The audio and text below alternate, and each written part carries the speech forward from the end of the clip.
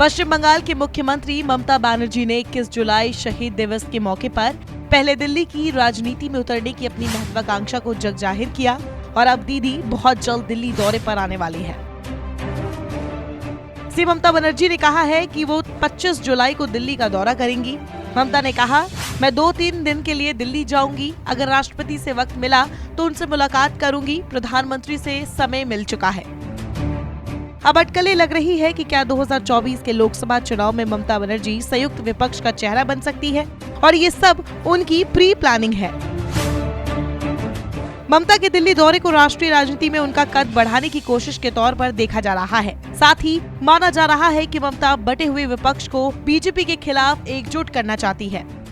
हाल ही में हुए बंगाल चुनाव में बीजेपी के खिलाफ तृणमूल की जीत को देखते हुए भी ममता के दिल्ली दौरे को लेकर चर्चाएं तेज है। बता दें कि बीते बुधवार को ममता बनर्जी ने राष्ट्रीय राजनीति में उतरने की अपनी योजना का खुलासा किया। ममता बनर्जी ने बुधवार को उत्तर प्रदेश, दिल्ली और गुजरात समेत कई राज्यों में मेगा वर्चुअल रैली की थी।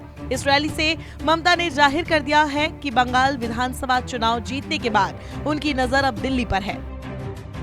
इसकी एक बड़ी वजह थी ममता का वो भाषण, क्योंकि पिछले 28 साल से दीदी 21 जुलाई को बंगाल में एक प्रदर्शन के दौरान मारे गए अपने 13 कार्यकर्ताओं की याद में शहीद दिवस मनाती आ रही है, लेकिन कभी भाषण हिंदी या अंग्रेजी में नहीं दिया। इस बार उन्होंने अपनी बनाई लीक तोड़ी और ऐसा इसीलिए क्योंकि इस कार्यक्रम में पोस्टर पश्चिम बंगाल से लेकर त्रिपुरा तक, गुजरात से लेकर तमिलनाडु तक लगे थे। इस वर्चुअल कार्यक्रम में दिल्ली से कई विपक्षी दलों के नेता भी शामिल हुए। पश्चिम बंगाल में आयोजित इस कार्यक्रम में अकाली दल, समाजवादी पार्टी, एनसीपी, राष्ट्रीय जनता दल, आम आदमी पार्टी, डीएमके, टीआरएस, शिवसेना और कांग्रेस जैसे विपक्षी दलों के नेता वर्चुअली मौजूद थे।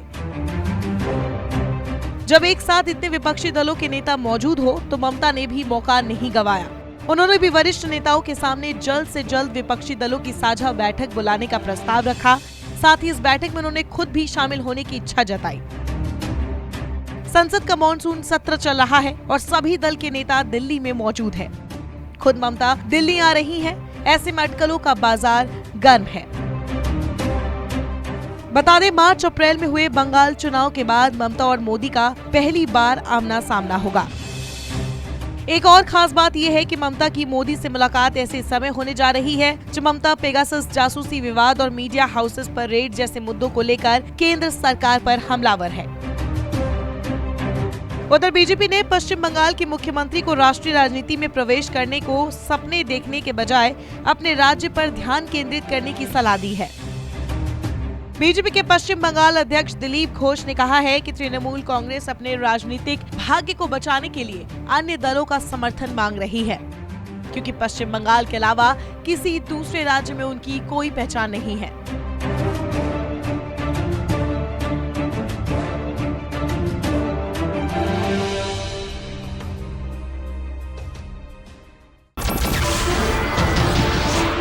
नमस्कार, मैं हूं मानक गुप्ता। अगर आपको हमारा ये वीडियो पसंद आया हो तो इसे लाइक और शेयर जरूर करें और हाँ, हमें सब्सक्राइब और फॉलो करना ना भूलें ताकि आप देश और दुनिया की कोई खबर मिस ना करें। तो जुड़े रहिए हमारे साथ और देखते रहिए न्यूज़ 24।